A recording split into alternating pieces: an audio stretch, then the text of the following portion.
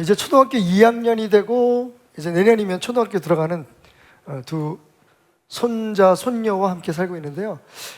초등학교를 들어가도 우리 큰 손녀가 버리지 못한 습관, 버릇이 하나 있습니다. 버리지 못했다기보다는 어쨌든 바뀌지 않은 게 있는데 그게 뭐냐 하면 밤에 혼자서 잠을 못 잔다는 거예요. 그래서 아빠가 전도사 사역을 하고 또 엄마는 간사 사역도 하고 또 나름대로 좀 늦게 들어오는 시간들이 있잖아요. 그래서 우리가 어떻게 재워보려고 하면 아이들이 혼자 잠을 잘 못 자는 겁니다. 그래서 한 번은 할머니 되시는 우리 아내님께서 제 아내가 사모님이 물어봤어요. 야 나엘아, 왜 밤에 엄마 없으면 잠을 못 자? 그랬더니 아이들의 대답이 너무 논리적이었어요. 깜깜해서 무서워서요. 아내가 또 물어봤어요. 그러면 엄마가 방에 들어오면 방이 좀 밝아지니? 아이들이 얼마나 영악한지 벌써 할머니가 무슨 얘기를 하려고 하는지 알고 대답했어요. 그건 아니지만. 여러분, 제 딸이지만 제 딸이 자체 발광하는 사람은 아니에요. 빛이 나는 사람은 가끔 발광을 합니다. 죄송합니다. 지금 내가 무슨 얘기를 하고 있지? 예, 사실은 생각했어요. 아이들이 정말 무서워하는 건 어둠일까? 아니면 엄마의 부재일까?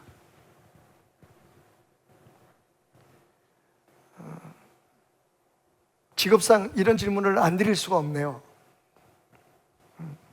여러분, 우리가 정말 두려워하는 건 우리의 환경일까요?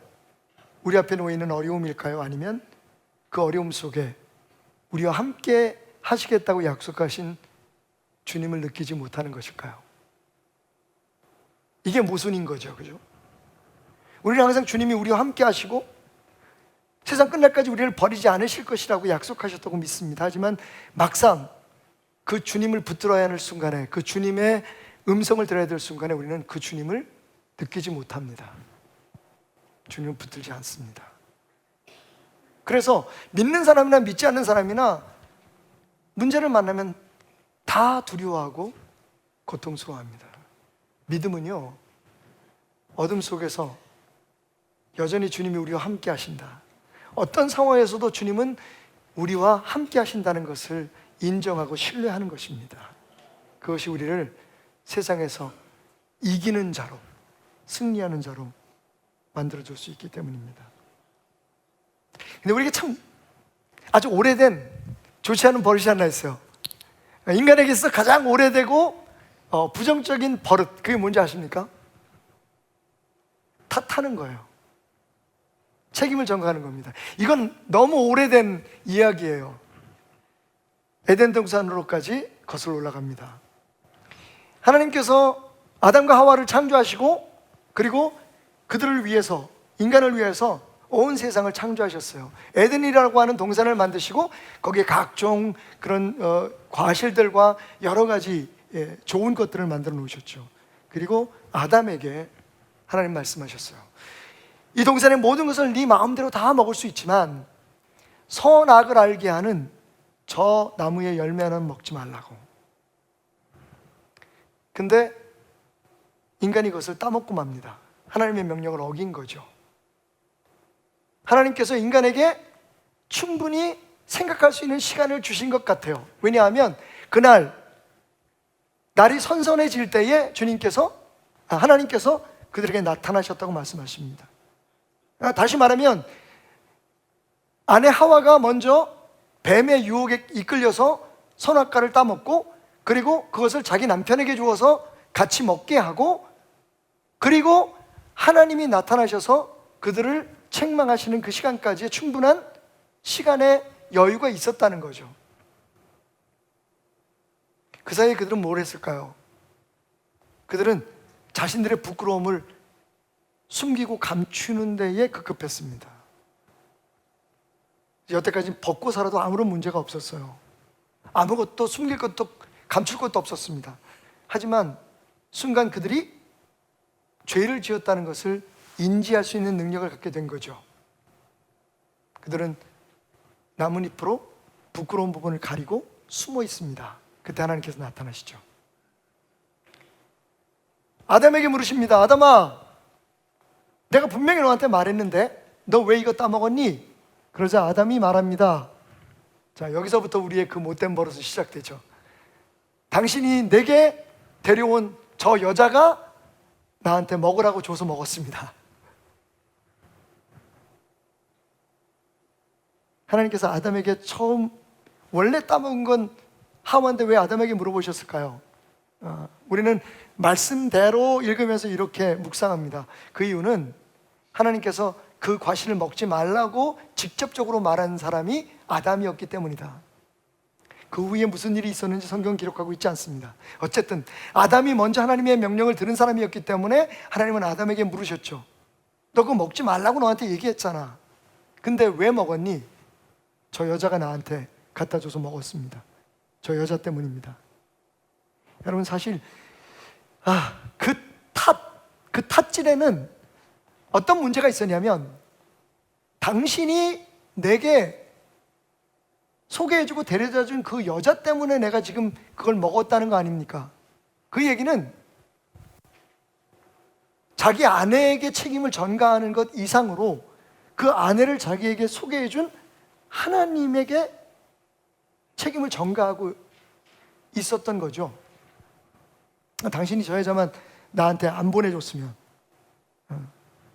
내가 당신만 안 만났으면, 내가 이놈의 집안에 시집만 안 왔으면, 내가 이런 집안에서 태어나지 않았으면. 그래서 하나님께서 하와에게 물으십니다. 하와야, 너는 왜 그랬니? 그랬더니 하와가 뱀에게, 사탄에게 책임을 전가합니다. 사탄이 내게 먹으라 그래서 먹었습니다. 저 사탄은, 저 뱀을 창조하신 것도 하나님 아니십니까?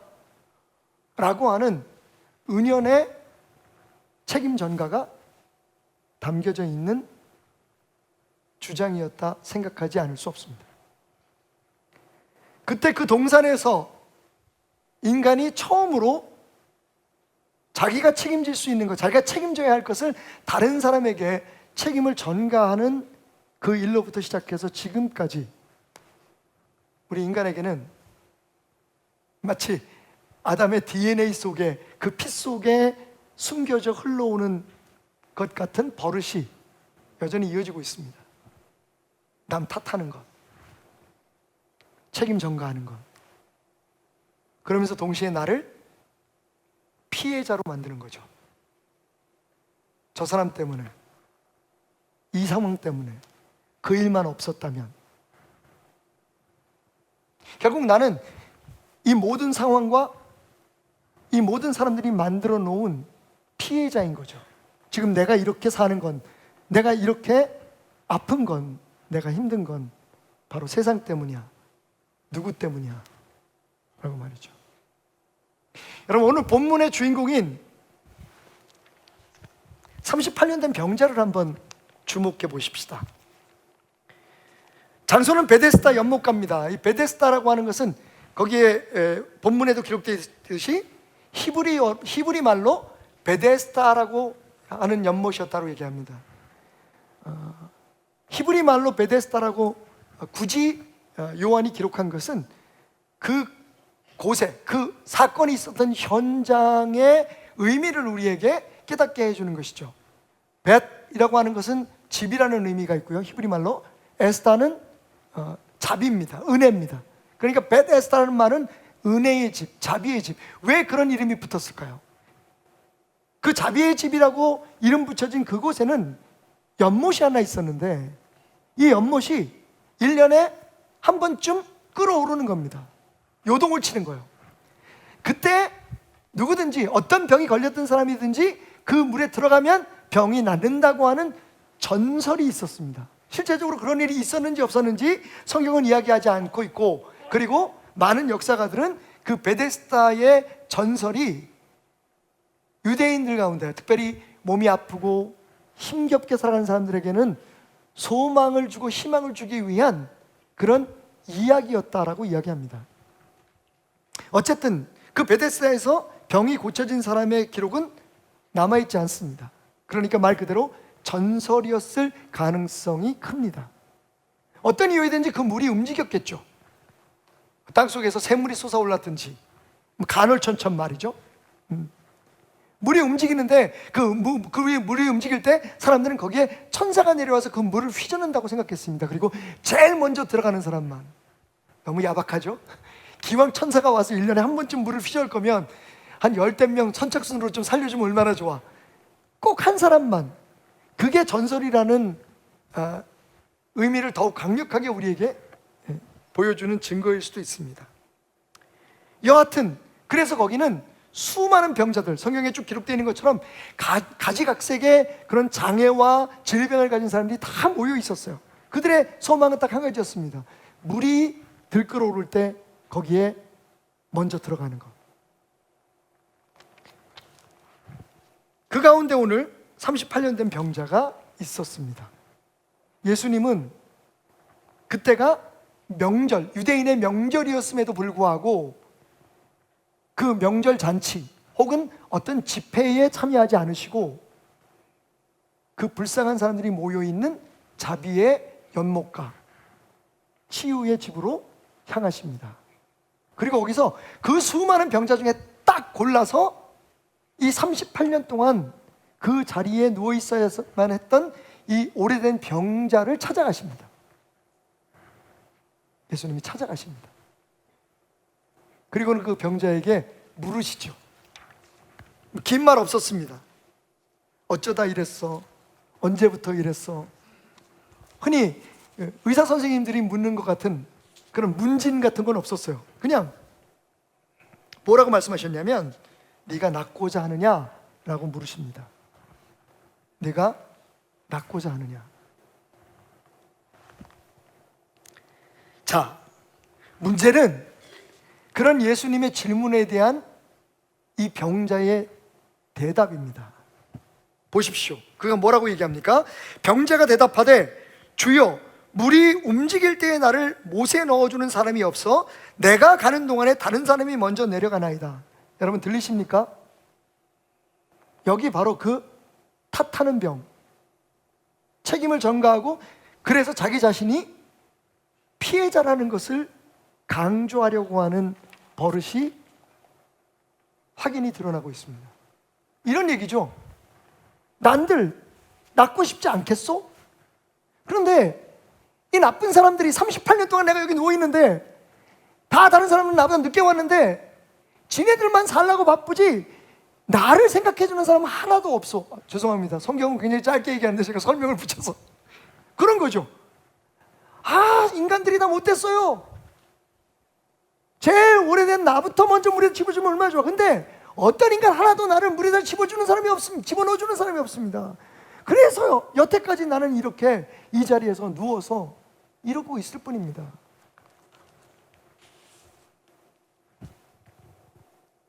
여러분, 이 병자가 보여준 이러한 태도에 대해서 심리학에서는 이것을 피해자 의식, 전문 용어로는 빅티미즘이라고 합니다.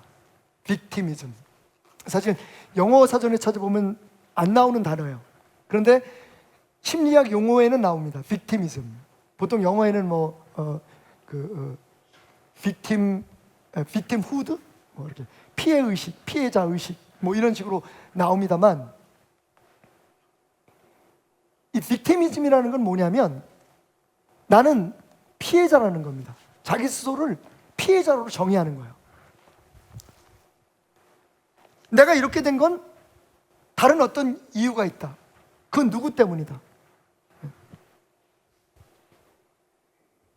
여러분, 우리가 성경의 다른 곳에서도 이런 빅티미즘의 사로잡혀서 살아가는 사람들을 보게 되는데, 바로 430년 동안 애굽에서 노예 생활을 하다가 하나님께서 모세를 보내셔서 구원해낸 이스라엘 백성들입니다. 이스라엘 백성들의 삶에서는 수시로 이게 등장을 해요. 힘들고 어려운 일이 있으면 어떡합니까?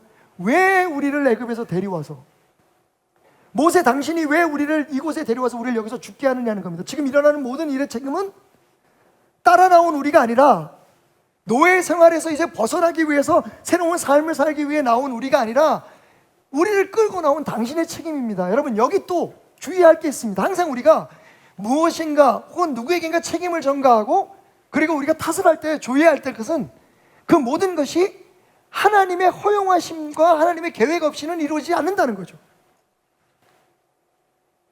왜 내가 이 집안에서 태어났을까? 내가 왜 이 나라에서 태어났을까? 내가 어쩌다 이 교회를 다니게 됐을까? 내가 어떻게 저 사람하고 결혼을 했지? 여러분, 우리는 분명히 우리의 신앙으로 고백합니다. 그 모든 것 어느 것 하나도 하나님의 계획하심이 없이, 하나님의 허락하심 없이 이루어지는 것은 없다.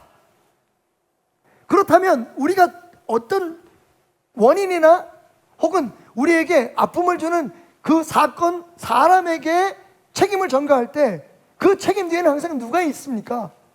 그렇게 허락하시고 허용하신 하나님이 있는 거예요. 그러니까 우리는 지금 줄곧 하나님께 책임을 전가하고 있었던 겁니다. 차라리 나를 세상에 태어나지 않게 했으면, 태어나게 하시려면 기왕이면 삼성가에서 LG가에서 좀 태어나, 부시성이나 뭐 이시성을 갖고 태어나게 하시지. 이 박씨가 뭐야 도대체? 얼굴도 보지 못한 아버지가 있는 집에서 태어나게 하시면 뭐지? 왜 우리 부모는 매일 술 먹고 싸우고 그런 집안에서 날 태어나, 그런 집안에서만 태어나지 않았으면, 내가 그런 부모만 없었으면 지금보다 훨씬 더 잘 됐을 텐데.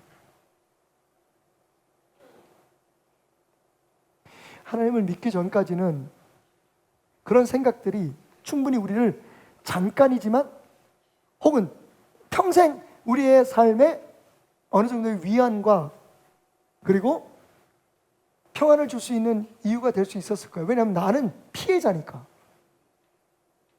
날 낳은 그분이, 나를 기른 이 사회가, 지금 내가 처해 있는 이 상황이, 그리고 내 몸에 있는 이 질병이 나를 이렇게 만든 거니까. 여러분, 홍해가 앞에 딱 가리고 있으니까요, 이 백성들이 모세를 원망하기 시작합니다. 왜 우리를 잘 살고 있는 애굽에서 끌어내서 진짜 잘 살고 있었을까요? 그들은 노예였어요. 여러분, 진짜 문제가 뭔지 아십니까? 우리 모두가 다 느끼는 거죠. 우리가 노예로 사는 건 우리가 견디는 아픔 견딜 수 있어요. 그런데 우리 다음에 자녀들이, 우리에게서 태어난 자녀들이 아버지 잘못 만나서 이스라엘 사람으로 태어났던 이유 때문에 그들도 또 애굽 사람의 노예가 되고 짐짝처럼 인간 대접받지 못하고 살아가는 것에 대해서 여러분, 지금 구원함을 얻은 거잖아요. 그런데 지금 불평을 해요. 당신만 아니었으면, 다른 말로 얘기하면 하나님이 괜히 우리한테 관심 가지시고 오셔가지고 우리를 거기서 끊어내지 않으셨다면, 우리를 하나님의 백성으로 삼으셔서 우리를 통해서 온 세상의 사람들을 구원하시기 위한 계획을 세우지 않으셨다면, 그럼 우리가 그냥 여전히 애굽에서 편안하게 살았을 텐데, 목숨은 부지하고 살았을 텐데, 왜 우리를, 왜 당신이?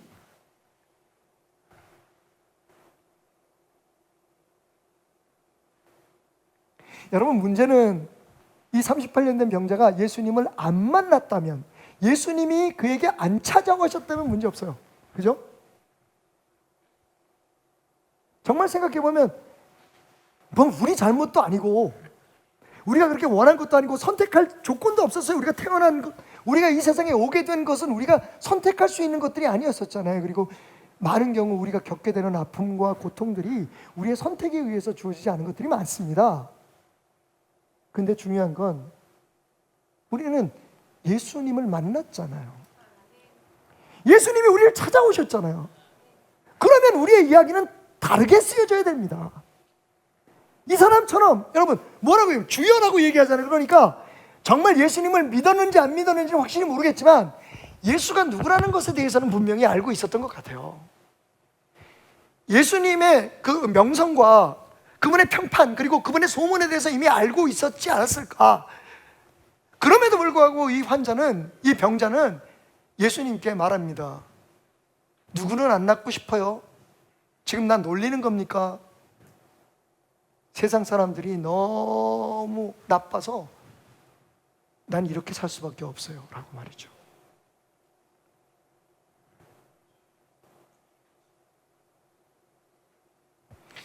여러분, 알프레드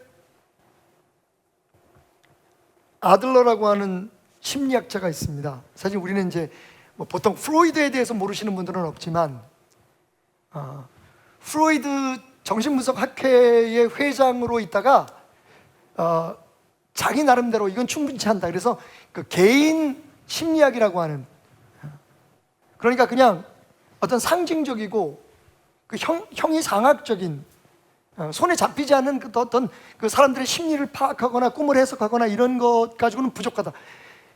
실제적으로 각 개개인이 가지고 있는 심리적인 문제들에 대해서 뭔가 우리가 답을 찾아보자라고 하는 그런 그 의도에서 사람들에게 한 걸음 더 가까이 다가선, 사람의 마음을, 삶의 그런 그 삶의 모습들을 조금 더 깊이 들여다보기 시작한 아들러라고 하는 심리학자가 있는데, 그래서 이분이 나중에 개인 심리학회를 만들고 거기에 또 창립자가 됩니다. 꽤 흥미로운, 정말 우리가 신앙인들이 한 번쯤 읽어보면 굉장히 도움이 되는 실질적인 그런 문제들을, 우리의 심리적인 문제들을 많이 다루고 있는데, 그분이 직접 쓰신 책은 아니고 그분의 사상에 매료되고 그분을 일본 땅에 전하기 위해서, 일본 사람들이 이 아들러에 대해서 잘 모르는 거예요. 그래서 그 아들러에 대해서 소개하기 위해서 책을 쓰신 두 분이 계신데, 고가 후미다케라고 하시는 분과 기시미 이치로라고 하는 두 분의 심리학자가 책을 썼어요. 그 책의 제목이 미움받을 용기입니다. 기억해 두세요. 네, 미움받을 용기. 근데 이게 두 권으로 나왔어요. 3년 간격을 두고 그 1집을 냈는데, 여러분 보시기에 꽤 재밌게 읽을 수 있는 건, 이게 그 서술형으로 된 그런 책이 아니라 대화체로 돼 있어요.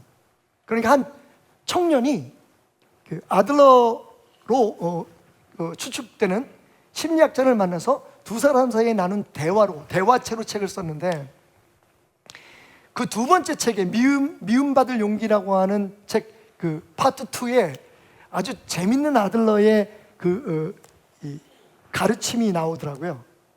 그래서 오늘 여러분 그 테이블 위에 이런 물건들이 있을까 궁금해 하셨을 텐데, 사실은 이 그 삼각 기둥 때문에 제가 다른 것들은 이 옆에서 조금 보조해 달라고 이렇게 세워놨습니다. 아들러 박사가요, 이 삼각 기둥을 보여줍니다. 이 빅티미즘, 다시 말하면 자기가 피해자다라고 생각하고 있던 한 젊은이에게 이 삼각 기둥을 보여주면서 눈에 보이는 양면에 이렇게 쓰죠.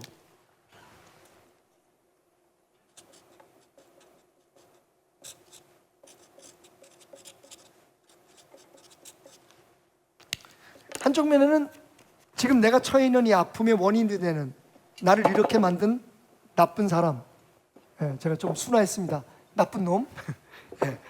한쪽에는 나쁜 사람, 나쁜 일, 원인을 제공한, 그리고 당연히 그 반대쪽에 누가 있냐면 불쌍한 나가 있죠.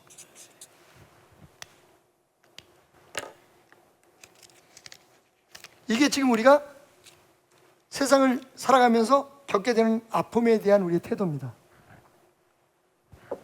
내가 이렇게 된 건 누구누구 때문이야, 무엇 때문이야, 내가 여기서 태어났기 때문이야. 그죠? 자, 이런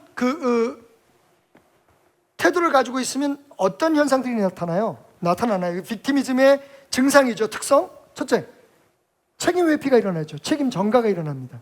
무슨 일이 있든지 내 안에 그럼 나는 어떻게 해야 될까라고 하는 그런 질문을 던지기 전에, 나는 이렇게 살 수밖에 없어. 왜냐하면 누구 때문에, 누가 어떻게 했기 때문에, 그 일 때문에, 그 일만 없었다면 책임을 전가하고 탓을 하게 되죠. 이게 오래되면 자연스럽게 냉소적인 태도가 우리 안에 형성됩니다. 모든 걸 다 냉담하게, 차갑게 받아들이는 거죠.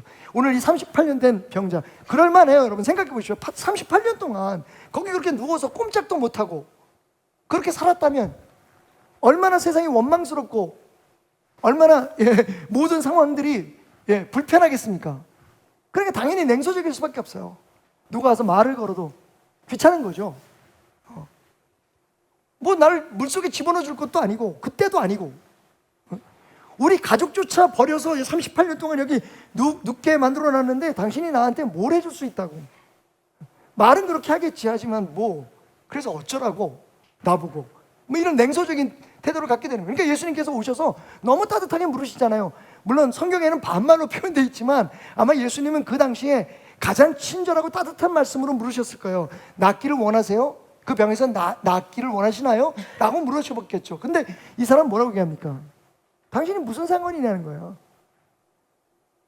당신이 나면 안 낫고 싶겠어? 즉 풀어서 말하면 그런 거예요. 그 짧은 대화 속에 그 냉담함이 냉소가 들어있어요. 그죠? 나보고 어쩌라고 그래서 당신이 뭘 해줄 수 있는데 뭐 이런 태도가 우리의 삶에 나타납니다. 피해자 의식을 가진 사람들에게는. 그리고 당연히 지속적인 불평과 원망이 있죠. 불평과 원망이 있는 사람들은 그리고 그런 사람들이 곁에 있으면 주의 깊게 바라보면서 기도해 주시기 바랍니다. 저도 그런 사람 중에 하나니까 가만히 생각해 보니까 이게 내 문제더라고. 불평과 원망을 왜 합니까? 책임이 다른 데 있다고 생각하기 때문에 내가 왜 이래서 왜 그 일이 내게 있어 그 일만 없었다면 그 사람만 아니었다면 내가 여기에 저 사람을 만나지만 않았다면 뭐 이런 불평과 불만이 끊이지 않는 거죠. 자기 안에 어떠한 책임을 인정하려고 하지 않는 사람의 태도입니다. 그리고 좀 이건 극단적인 경우인데 심지어는요 사람들에게 나 불쌍히 여겨줘 라고 하는 동정심을 구걸하는 태도들이 있습니다. 사실은 좀 극단적이긴 하지만 제가 자라는 과정에서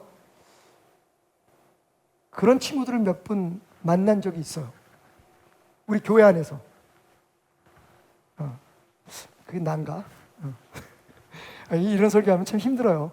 왜냐하면 제 자신을 보는 것 같아서. 그냥 뭐 예전에 우리가 이제 뭐 교회에서 보내는 시간들이 굉장히 많았습니다. 근데 뭐 갈 것도 없었고 볼 것도 없었고 그래서 교회에서 뭐 크리스마스 때나 뭐 이럴 때 밤을 새고 이런 걸 너무 좋아했었는데 근데 청년 우리 나이 또래의 친구 하나 있었는데 이 친구가 계속 교회에서 우리가 무슨 행사 있고 이렇게 모여 있다 그러면 쓰러져요. 기절을 해요. 그럼 막 그때 얼마나 우리 마음들이 따뜻합니까? 그러니까 막 가가지고 또 주물러 주고 막 기도해 주고 뭐 누가 야 빨리 가서 누가 가서 물 좀 가져와. 옛날에요 참 우리 박덕종 목사님이 신령하셨던 건 그분은 사이다로 모든 병을 고치셨어요. 누가 아프다 그러면 사이다 가져와. 그럼 사이다 먹으면 낫어. 물론 사이다가 거친 건 아니지만 우리가 그걸 너무 많이 봐가지고요. 그 형이 쓰러지면 야 누가 가서 빨리 사이다 좀 가져와. 물 좀 가져와. 사실 그 탄산 같은 것들이 좀 도움이 되잖아요. 달달하고 막 이렇게 당이 떨어지고 그러면 좀 도움이 되는 것 같아요. 그래서 막 그렇게 해서 막 관심을 쓰고 그러니까 언젠가부터는 거의 매번 행사 있을 때마다 쓰러지는 거예요, 이 형이. 근데 나중에 우리가 그걸 좀 사실은 우리 성숙하지 못한 태도지만 그걸 의도적으로 저러는 거 아니야? 근데 그 형뿐만 아니라 자매 중에도 몇 분이 그런 분들이 계셨어요. 근데 가만히 생각해 보십시오. 그렇게 심각할 정도는 아닐지라도 우리가 가정에서 부부끼리 혹은 자녀와 부모 사이에 특히 뭐 자녀들이 부모에게 대부분 그리고 삶의 현장에서 교회 안에서 나 좀 불쌍히 여겨줘. 관심 받기를 원하는 분들이 있잖아요.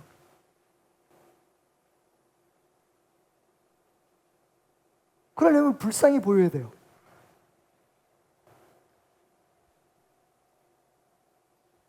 내가 이렇게 사는 건 우리 부모 때문이야. 알아? 제가 상담을 하다 보면 그런 걸 굉장히 많이 느껴요. 사실 상담의 가장 중요한 게 우선 답을 같은 인간의 입장에서 답을 주면 얼마나 주겠습니까? 물론 제 3자 입장에서 그리고 목회자 입장에서 말씀으로 권면도 하고 기도도 해줄 수 있지만 진짜 저희가 처음 기독교 심리학을 배울 때 제일 먼저 배운 게 뭐냐면 들어줘라거든요. 근데 이 자리에서 여러분들에게 좀 자기 비판을 좀 해야 될 것 같아요. 제 아내도 항상 저한테 지적을 하는데 아직 많이 고쳐졌는데 아직도 못 고쳐진 게 하나가 있어요. 저게 나쁜 버릇이 하나 있는데 그게 뭐냐면 누가 얘기할 때 말을 잘라먹고 들어가는 거예요. 여러분 뭐 어쩔 수 없어요. 어떡하겠어요. 제가 똑똑해서 그런 거예요. 그러니까 미리 그 사람이 무슨 얘기를 하고 있는지 그리고 이 사람이 어떤 의도에서 이 얘기를 하고 있는지를 제 딴에는 알고 있다고 생각하는 것 같아요. 자꾸만 안 그러고 끝까지 다 들어주려고 하는데 못 참아요. 제가 성격이. 여러분 기도해 주세요. 상담자로서 저는 훌륭한 목사가 아니에요. 정말 고치려고 애를 쓰고 있고요. 혹시 저 같은 사람 있으면 여러분 함께 모여서 언제 밥이나 한번 먹으면서 얘기해 봅시다. 그러니까 사실은 대화가, 성도들과의 대화가 그렇게 원활하게 진행되지 못하는 것을 제가 느낄 수 있어요. 그래서 그런가 성도들이 날 별로 안 찾아오더라. 어쨌든.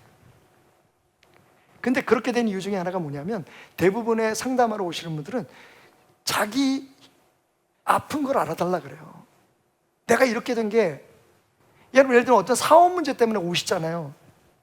여러분 아시다시피 사업이라는 게 일방적이지 않잖아요. 그죠? 뭐 정말 못된 사람을 만나가지고 당할 수도 있지만 사실은 사업상에 어떤 문제가 있고 어려움이 있을 때, 가정에 어떤 문제가 있을 때 대부분이 다 상대적이잖아요. 상대적.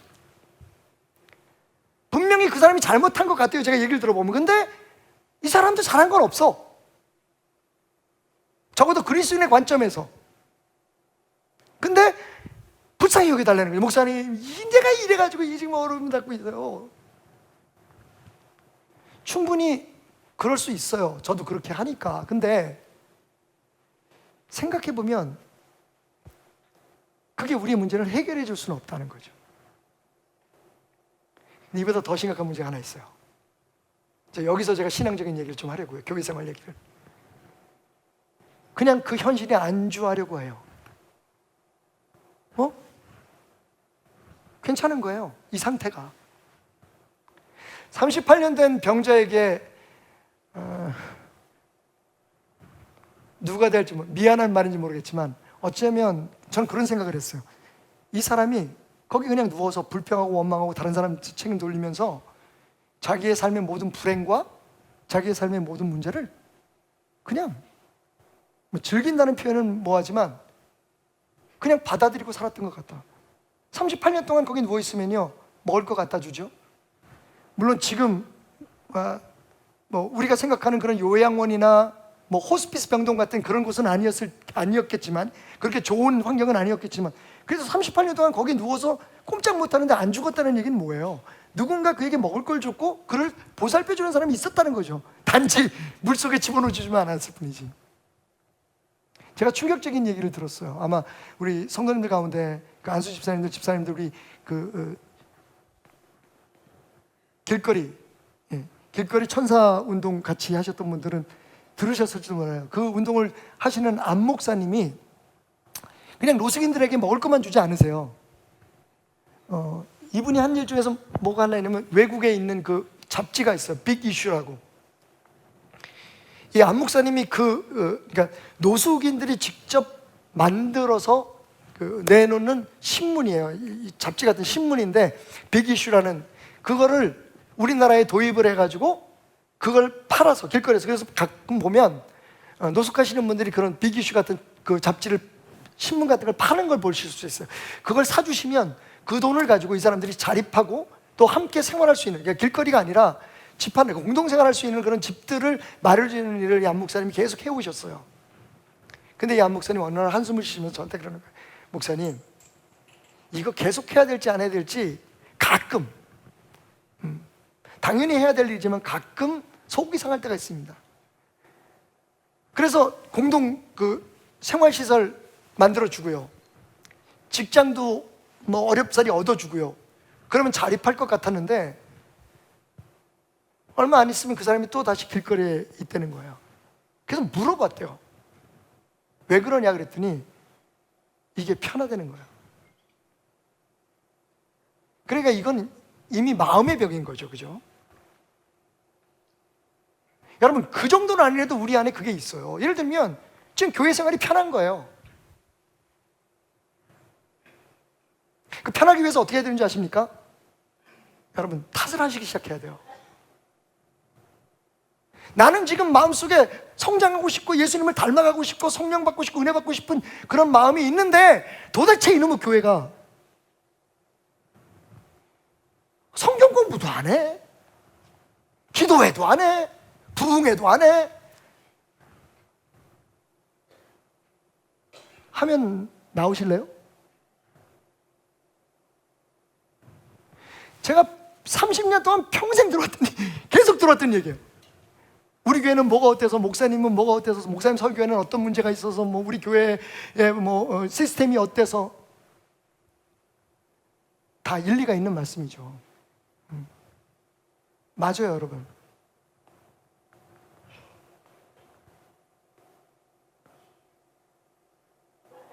그러면 여러분은 뭘 하고 있는 건데요? 은혜 받길 원하십니까? 그러면 아멘! 은혜 받길 원해서 기도합시다. 말씀 봅시다. 우리 정말 하나님만 바라봅시다. 이러면 아멘! 하고 따라오면 되는데, 그죠?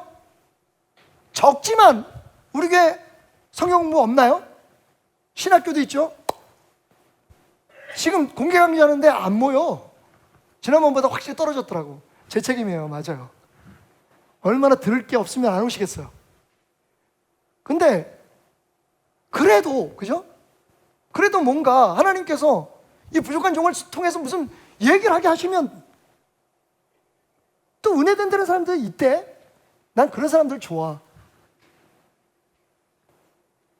제가 여러분, 우리 교회의 어떤 교육 시스템이나 교회의 어떤 제도나 담임 목사의 퀄리티를 얘기하는 게 아니에요. 어쩌면 이게 우리의 신앙생활의 피해자 의식일 수도 있어요. 내가 왜 안 가는 줄 알아, 거기? 내가 왜 수요 예배 안 가는 줄 알아? 내가 가도 배울 게 없어. 내가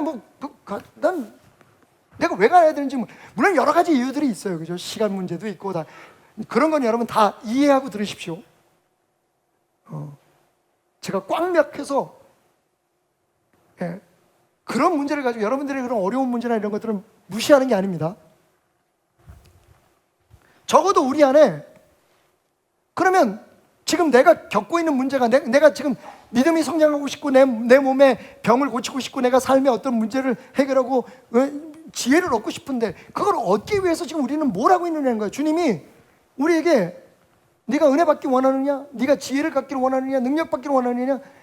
그러면 뭐예요? 목사님 수준이 돼야지. 이놈의 교회는 매일 이러는데 이거 뭐가 되겠어요, 예수님? 이런 거가 똑같은 거예요. 그죠? 조금 이해가 가시나요? 이해가 안 가시는군요. 맞아요, 여러분. 세상 문제 있어요. 사람 문제 있어요. 교회 문제 있고 나라 문제 있어요. 바로 이거잖아요. 그래, 나쁜 세상, 나쁜 놈, 지질이 재수 없는 내 운명, 나쁜 일, 나쁜 사람이죠. 그리고 한쪽에는 그것 때문에 피해받고 있는 나, 불쌍한 나, 불쌍해. 그래도 나는 잘 버티고 있지. 난 여기서 이렇게 지금 끝까지 이 교회에 떠나지 않고 있는 거야. 얼마나 나 대단해? 한국 성도들에서 제일 큰 문제가 그거래요. 교회를 잘 옮기지 못한다네요. 고마워해야 할 일인가요? 아니면 문제인가요? 왜요? 친구들이 여기 다 있어. 여기 그동안에 나 괜찮게 다녔어. 그냥 내가 참고 다녀야지 뭐. 어떡하겠어? 목사인 저로서는 너무 감사한 일이고 붙들고 싶죠. 하지만 여러분, 정말 모든 걸 다 열어놓고 우리가 교회에 나오는 이유가 뭡니까 도대체? 교회는 우리에게 어떤 도움을 주나요? 그러니까 나쁜 사람, 나쁜 상황, 그리고 그것 때문에 불행해진 나, 아유 불쌍해라 테나마. 근데 여러분, 보이지 않는 그 뒷면에는 뭐가 있을까요? 우리의 이런 문제에서 벗어나게 하는 진짜 보이지 않는 곳에 해답은 뭘까요?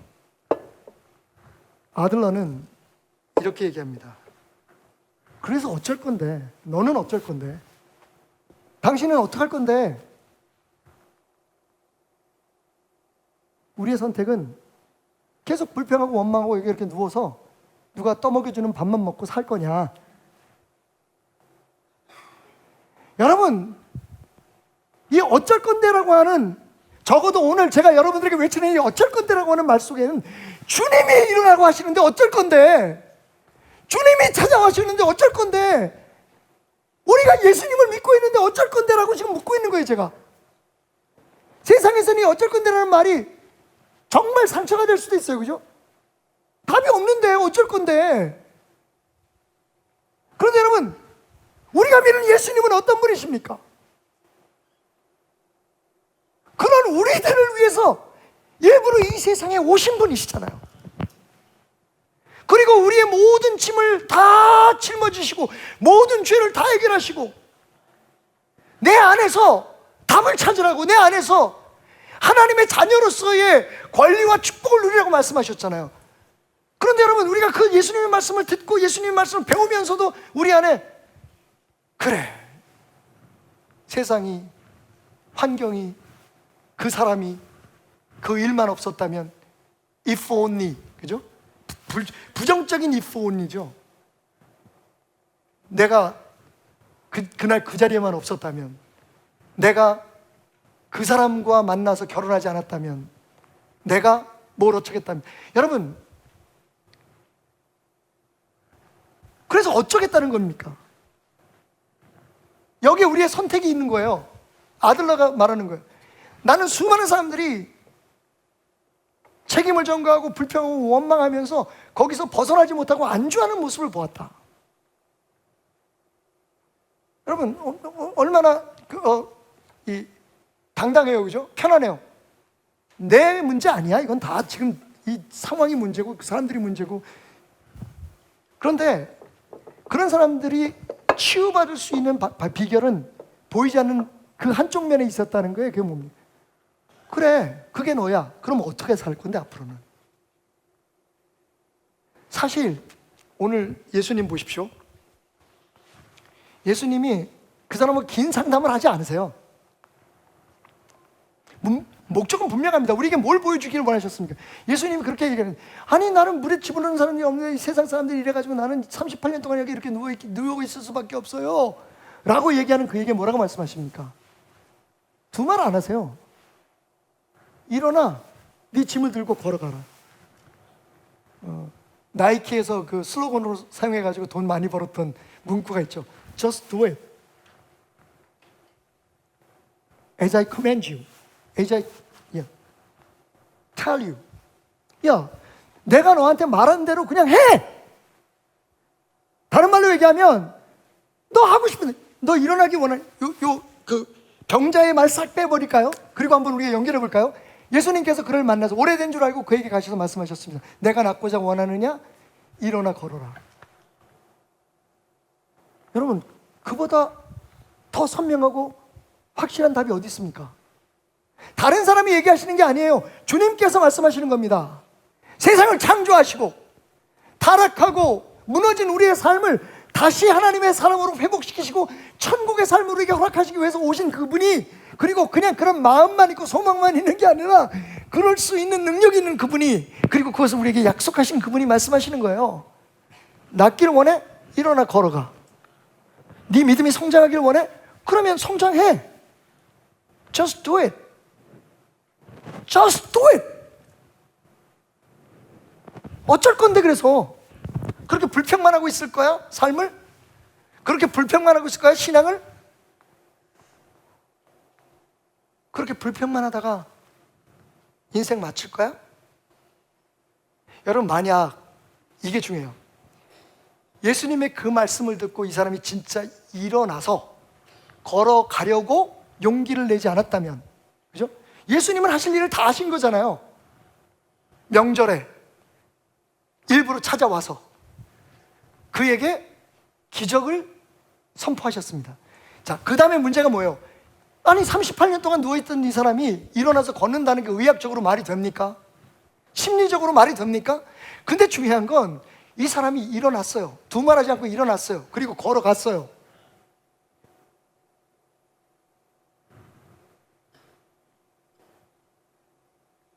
내가 말한다. 네가 내 안에 있으면, 이 어둠 속에 네가 나와 함께 있다는 것을 믿으면 내가 시키는 대로 한번 해봐. 그냥 한번 해봐. 어떤 일이 벌어지는지. 세상에서 주는 심리학적인 아들러가 말하는 치유를 얘기하는 게 아닙니다. 저는 지금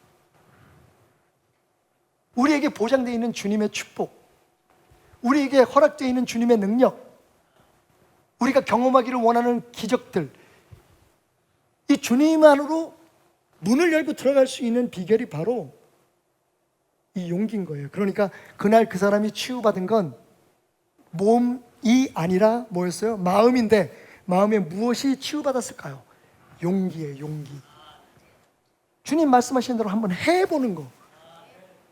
어떤 사람은 그건 무모하다고 얘기할 수 있어요. 그리고 우리는 그런 무모한 사람들을 통해서 얼마나 많은 기적들과 얼마나 많은 역사들이 일어나는 줄 알아요. 여러분, 불평하고 이론 제기하고 논쟁하는 사람을 통해서 기적 안 일어납니다.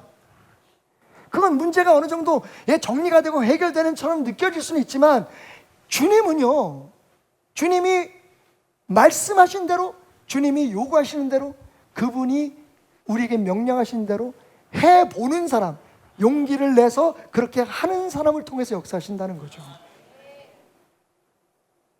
결론, 성경에는 부정적인 if와 믿음의 if가 있습니다. 다시 말하면 피해의식에 찌들어서 말하는, 변명하는 만약이라는, 만약, if only, 만약이라는 말이 있어요. 그죠? 가장 대표적인 경우가 요한복음 11장에 나타나는 나사로의 부활, 나사로를 살리신 예수님의 이야기 속에 나옵니다. 예수님께서 나사로가 죽을 때까지 기다리셨어요. 어떤 불행은 하나님께서 우리를 위해서 일부러 허락하신 축복일 수 있습니다. 축복을 위한 전주곡일 수 있는 거죠. 일부러 나사로가 죽을 때까지 기다리셨어요. 장사가 마칠 때까지 기다리셨습니다. 왜 사흘을 기다리셨을까요? 여러분, 우리는 예수님이 사흘 만에 부활하셨기 때문이다라는 말을 하지만 그건 결과론이고요. 사실은 정확히 이스라엘의 문화를 이해한다면 사흘, 우리도 3일장 지내잖아요. 똑같아요. 사흘이 지나서야 비로소 그 시대에 의학도 발달하지 않고 이랬던 시대에 이스라엘 사람들은 사람이 완전히 죽었다는 걸 선언하는 거예요. 그러니까 그 전에 만약 예수님께서 오셔서 그를 살렸다면 사람들은 이렇게 생각할 수 있어요. 아직 안 죽었던 거야. 영혼이 안 떠났던 거지. 예수님은요, 예수님의 기적을 통해 우리에게 확실한 메시지를 주시기 위해서 나사로가 죽을 때를 기다리신 거예요. 그리고 가셨어요. 그래서 믿음 좋은 마르다를 만납니다. 마르다가 이렇게 얘기하죠. 마르다가 예수께 여짜오되 주께서 여기 계셨더라면, 이 영어 성경을 보면요, if you were here, 당신이 여기 계셨다면 내 오라버니가 죽지 아니했을 것입니다. 여러분, 이건 부정적인 if예요. 그죠? 결국 뭡니까? 조금 더 일찍 오시지 왜 안 오셨습니까? 내 기도를 응답해 주셨으면 내가 이렇게 되지 않았을 거 아닙니까?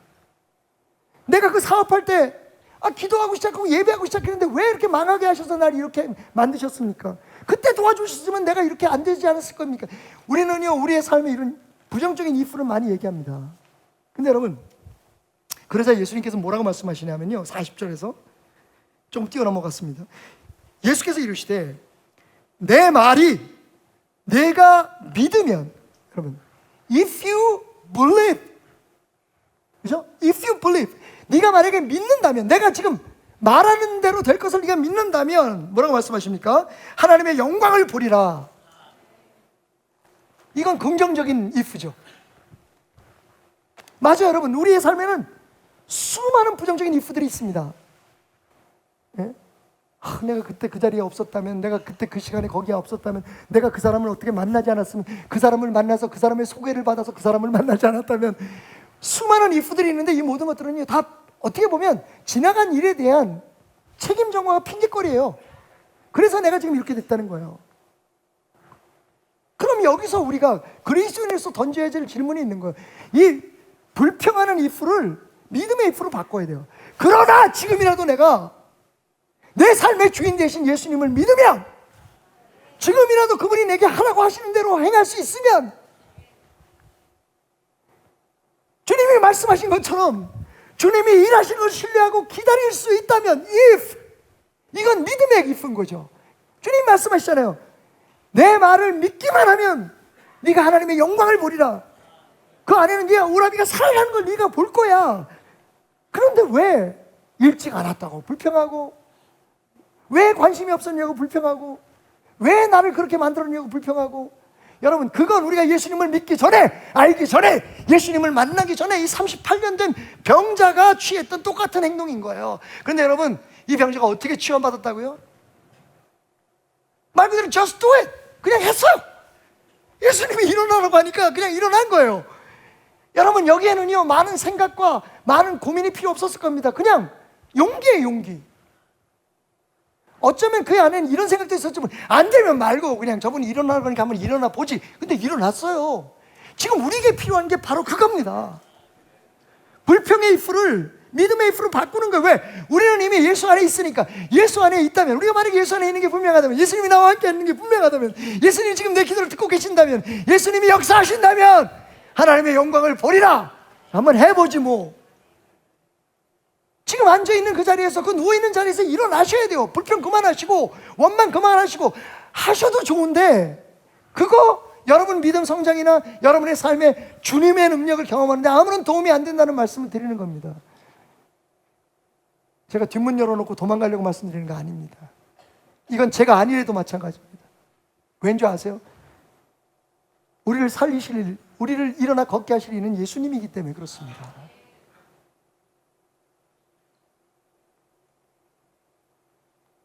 어둠이 문제입니까? 아니면 엄마가 함께 있지 않은 게 문제입니까? 우리는 여러 가지 모양으로 엄마가 우리 곁에 있기를 원해서 소리 지릅니다. 그죠?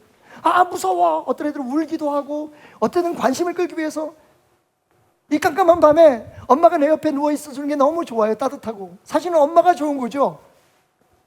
엄마는 빛을 내지 못합니다. 그런데 엄마만 있으면 어둠은 어둠이 아닌 거죠. 우리의 신앙이 그런 거죠. 주님이 오시기를 요청하는 거예요. 주님이 오셨으면 좋겠는 거예요.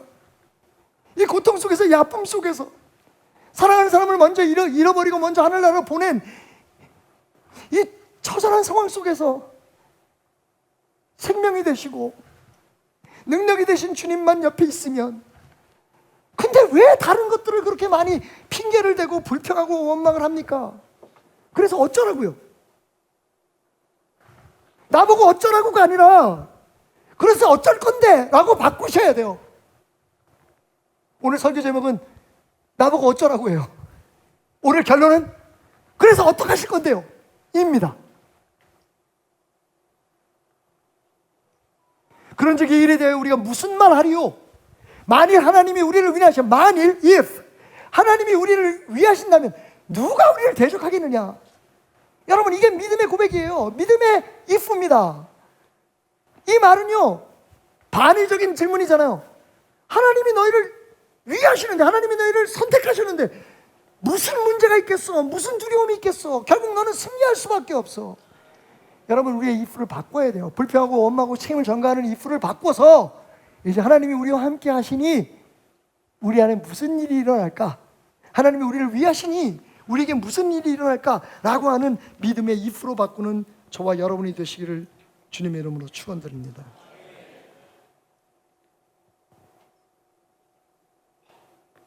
오늘 아침에 우리가 함께 묵상했던 로마서 8장에 있는 말씀처럼 세상은 온통 탄식으로 가득 차 있어요.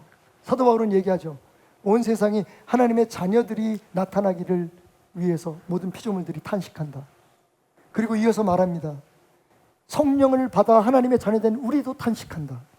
그런데 더 의미 있는 말을 합니다. 그런데 그런 우리들을 위해서 성령님도 우리 안에 탄식한다.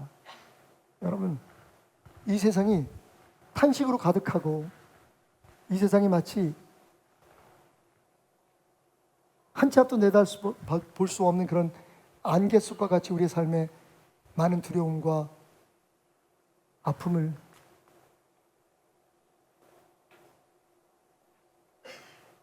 가져다 주고 있습니다. 그 현실입니다. 그럼 우리는 어떻게 해야 될까요? 아니, 예수가 우리의 삶의 주인이 되시고 우리를 구원하시기 위해서, 우리를 축복하시기 위해서, 하나님의 자녀로 만들기 위해서, 하늘의 복을 누리게 하기 위해서 이 땅에 직접 찾아오신 그 예수님을 믿는다고 말하는 우리는 지금 이 상황에서 어떻게 해야 할까요? 저는 마지막으로 여러분에게 이 권면을 드리며 오늘 말씀을 접으려고 합니다. Just do it. 말씀대로 한번 해보세요. 지금 여러분 성경 안 읽고 있잖아요. 기도 안 하고 계시잖아요. 주님이 여러분들에게 용서하라고 하는 거 안 하고 계시잖아요. 이유 있죠? 시간이 없어서. 그냥 날 위해서 기도해 주는 사람한테 가서 감사한 것만 좀 하고 기도 받지 뭐. 핑계 댈 수 없어요, 여러분. 주님 말씀하십니다. 네가, 바로 네가 일어나고 싶어하는 네가 일어나야지. 고치고 싶어하는 네가 치유된 것처럼 믿음으로 살아야지. 성장하고 싶은 내가 너에게 믿음이 성장할 수 있는 길을 이미 알려줬는데 언제까지 그렇게 누워서, 언제까지 주저앉아서 왜 내 믿음 안 키워주냐고, 내가 왜 이런 상황에서 살아야 되냐고 불평만 하고 있겠어. Rise up, 일어나 and walk. Just do it as I command you. 내가 너한테 말한 대로 그냥 해봐. Just do it.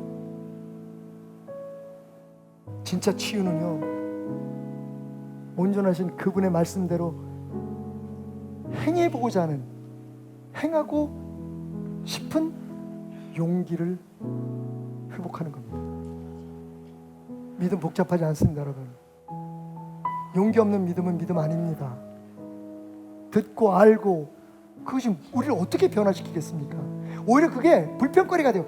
교회는 이래야 되는데, 예수님은 이래야 되는데, 예수 믿는 사람 저래야 되는데, 주의 종들은 이래야 되는데 왜 우리 교회는 안 그래? 왜 우리 안 그래? 여러분, 그게 우리를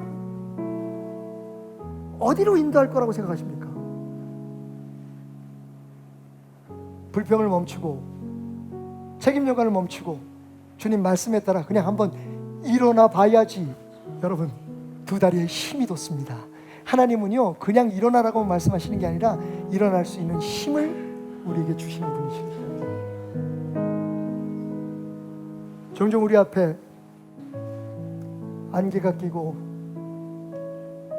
고난의 언덕들이 우리 앞을 막아도 잊지 마십시오, 여러분. 주님은 약속하셨습니다. 불 가운데로 지날 때, 물 가운데로 지날 때 세상 끝날까지 나는 너와 함께 있을 거야.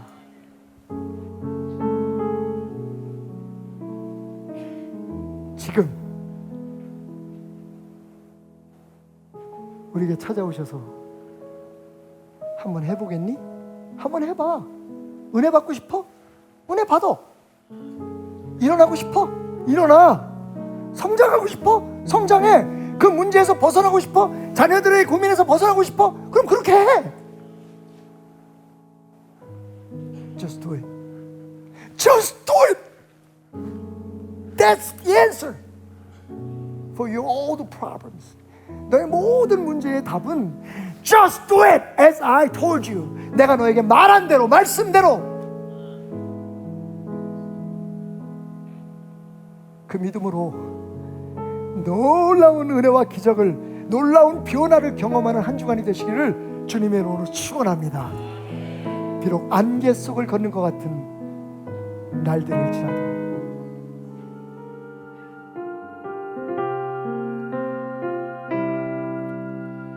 예수 사랑합니다.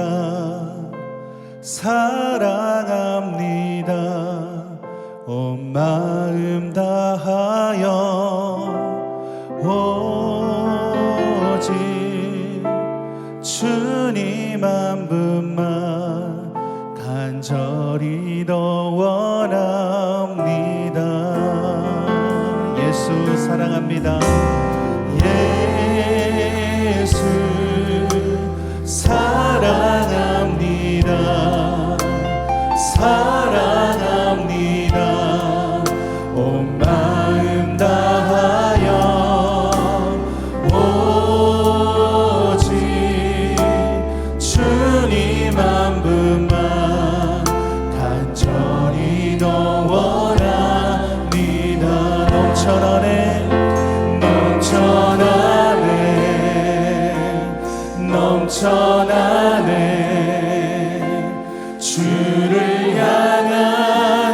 속에 갈망이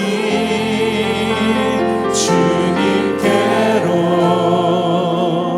날 이끌어 주소서. 주님을 더 원합니다. 예수 사랑합니다.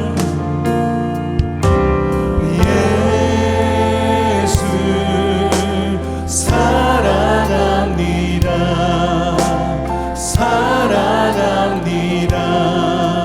온 마음 다하여 오직 주님 한 분만 간절히 더 원합니다.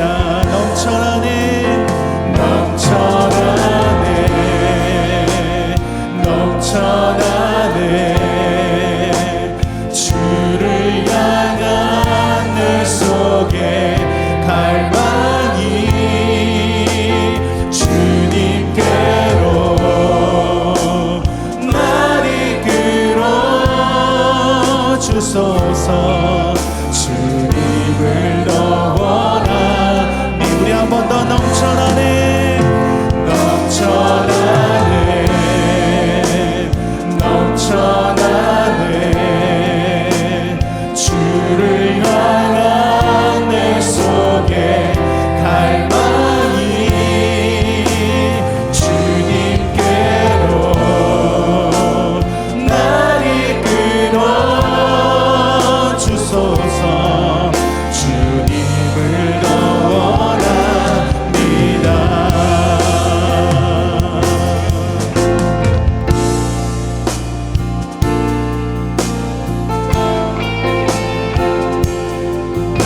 오늘도 우리가 온 마음을 다하여 주님을 사랑하는 귀한 은혜가 있기를 원합니다.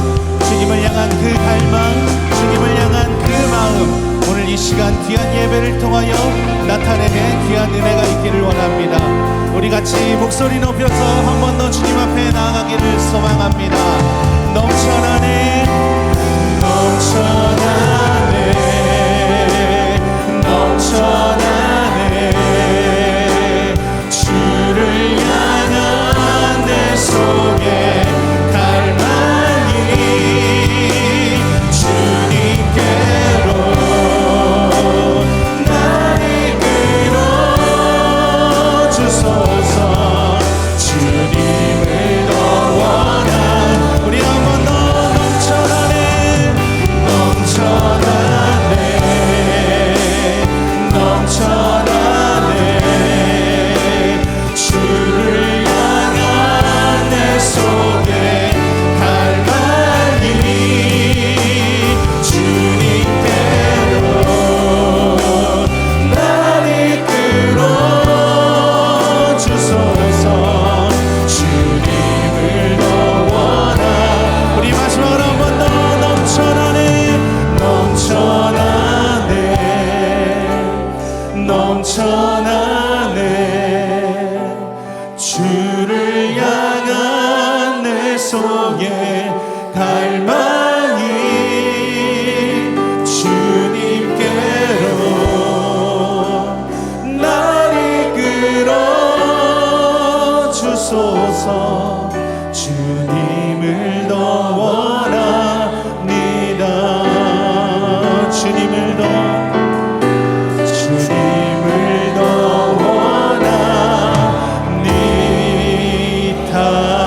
원합니다. 할렐루야. 오늘도 주님을 더 원합니다. 우리가 주님 앞에 박수로 영광 올려드립니다. 아멘.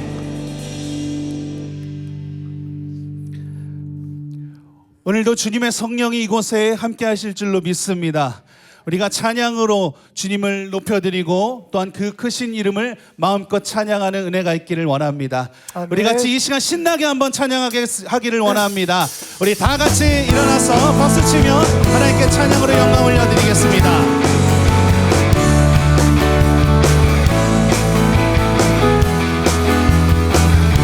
주님의 성령 이곳에 주님의 성령 이곳에 주님의 영광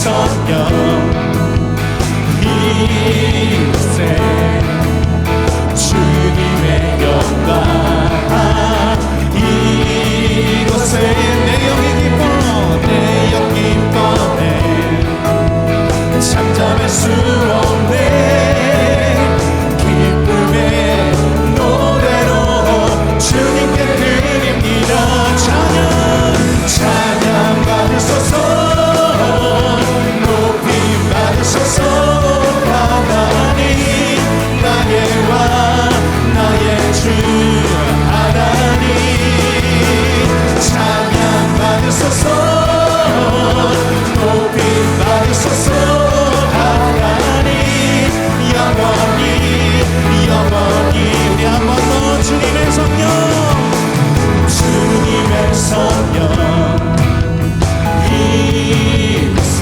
주님의 영광이 주님의 영광 이곳에 내 영 기뻐해 잠잠할 수 없네 기쁨의 노래로 주님께 드립니다 찬양 받으소서 높임 받으소서 하나님 나의 왕 나의 주 하나님 찬양 받으소서 높임 받으소서 하나님 나 영원히 한번더 주님의 성령이 이곳에 주님의 성령 이곳에 주님의 영광 주님의 영광 이곳에 내 영 기뻐해 잠잠할 수 없네 기쁨의 노래로 주님께 드립니다 찬양 받으소서 높임 받으소서 하나님 영의 왕 나의 주 하나님 찬양 받으소서 높임 받으소서 하나님 영원히 우리 목소리 한번더 선포합시다 찬양 받으소서 높임 받으소서 하나님 나의 왕 나의 주 하나님 찬양 받으소서 높임 받으소서 하나님 영원히 우리 마지막 한번더 찬양 받으소서 높임 받으소서 하나님 나의 왕 나의 주 하나님 찬양 받으소서 높임 받으소서 하나님 영원히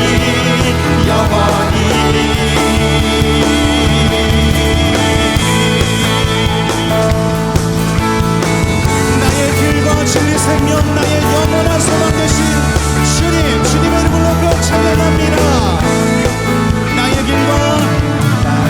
길과 진리 생명 나의 영원한 소망 나의 삶의 모든 것 대신 주 예수 험한 세상 속에서도 나와 함께 하시네 나의 삶의 모든 것 대신 주 예수 오직 예수 오직 예수 오직 예수 나의 왕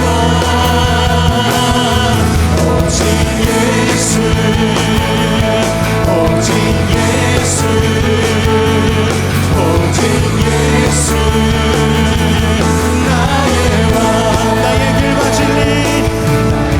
길과 진리 생명 나의 영원한 소망 나의 삶의 모든 것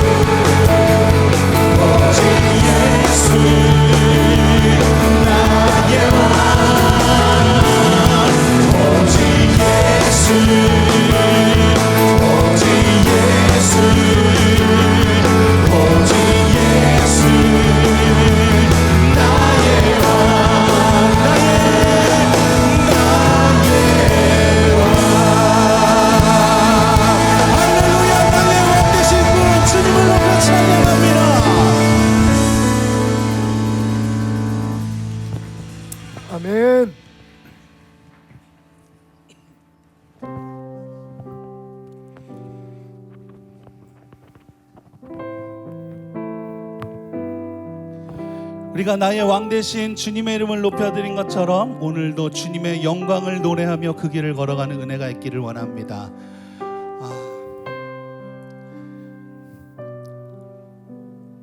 언제나 항상 우리 모든 상황 가운데서도 우리에게 힘을 주시고 언제나 그 곁을 떠나지 않으시는 주님, 그 손을 놓지 않는 은혜가 있기를 원합니다. 오늘 이 시간 이 찬양으로 하나님 앞에 나의 고백으로 나가기를 소망합니다.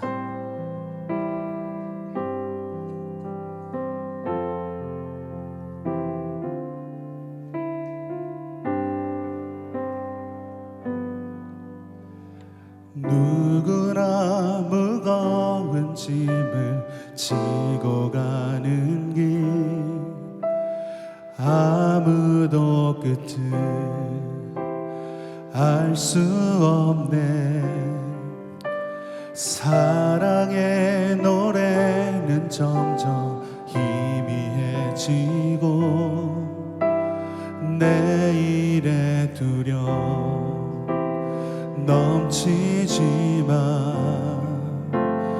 나는 오늘도 가네. 사랑의 주님이 나를 부르신 그 길, 나의 힘으로 갈 수 없네. 믿음의 길 위에 주가 예비하시니 십자가 사랑 의지하여 나는 오늘도 가네. 주의 영광 노래하리. 더 이상 난 버틸 힘이 없어도 모든 상황 끝에서 다시 설 때 알게 되리라. 크고 넓은 여호와라니. 주의 영광 바라보리.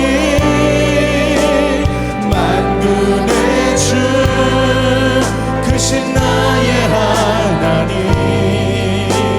전능하신 주님과 동행할 때 알게 되리라. 날 만드신 사랑.